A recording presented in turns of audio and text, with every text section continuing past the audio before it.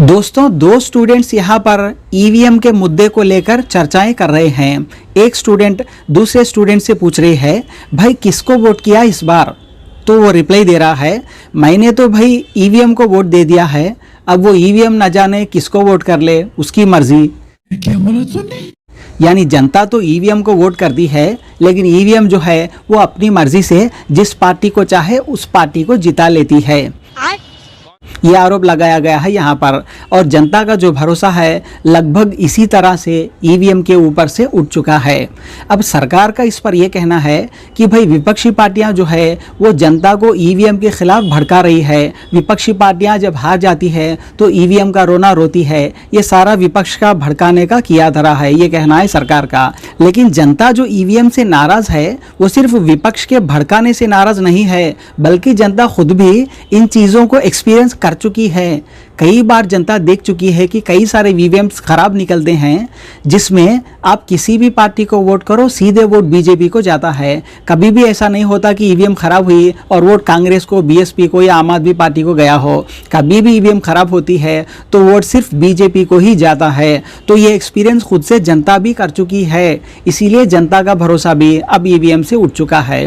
वैसे अब ईवीएम के खिलाफ प्रदर्शन करने के लिए, आवाज़ उठाने के लिए वमन मेश्राम जी भी सड़कों पे उतर चुके हैं। ये पहले व्यक्ति थे जो ईवीएम के खिलाफ आवाज़ उठाते थे, लेकिन उस वक्त कोई भी इन पर यकीन नहीं करता था, इन पर लोग हंसते थे। हम भी इनके सपोर्ट में इनके वीडियोस चलाते थे, लेकिन कोई भी उन वीडियोस को ज़्यादातर देखता नहीं था। लेकिन आजकल वकील भी आ रहे हैं, विपक्षी पार्टियां भी आ रही है ईवीएम के खिलाफ, तो आज तो हर कोई बोल रहा है। लेकिन वमन मेश्राम जी सबसे पहले से ये ईवीएम के खिलाफ आवाज़ उठा रहे हैं। वो ईवीएम मशीन बनाने वाली जो फैक्ट्री है ना, उसमें 4 आदमी मोदी जी ने अपने बिठाए हुए हैं। वो 4 आदमी ने उनको बोला, 4 आदमी ने उनको बोला आप 400 मत बोला करिए। क्यों? 370 का हमने आंकड़ा फिक्स किया है।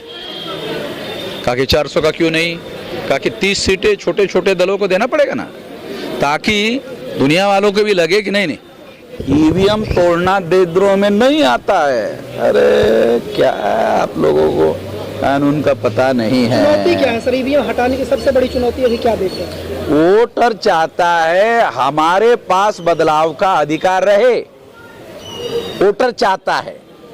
संविधान निर्माताओं ने भी यही सिद्धांत संविधान में लिखा है कि वोटर के हाथ में चाबी होनी चाहिए, वो डिसाइड करे सरकार किसकी हो।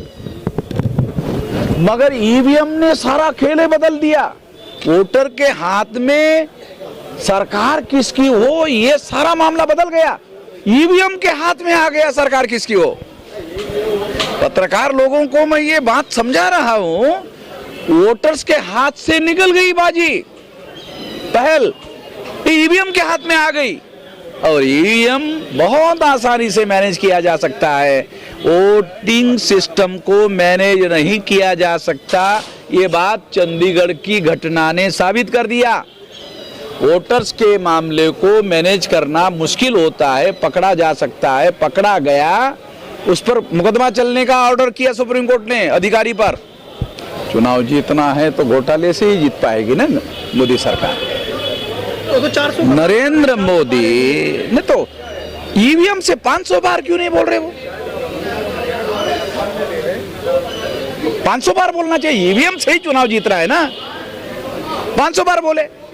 चलो ठीक है, जो आप कह रहे हैं मोदी की ऐसे ऐसा है, ऐसा ऐसा है, बहुत पॉपुलर है, बहुत लोकप्रिय है, चलो वोटर बैलेट पेपर ले आए और वो चुनाव जीतने वाला है, बहुत पॉपुलर है, वोट से ले आए, जीत रहे।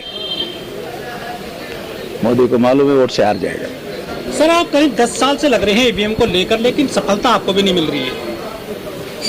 सारे देश भर में 6.5 लाख गांव में चुनाव आयोग मशीनें घुमा रहा है समझाने के लिए। पागल लोग हैं चुनाव आयोग के लोग, बगैर दबाव के कर रहे हैं। अगर उनके ऊपर किसी प्रकार का कोई दबाव नहीं है तो पागल लोग हैं वो।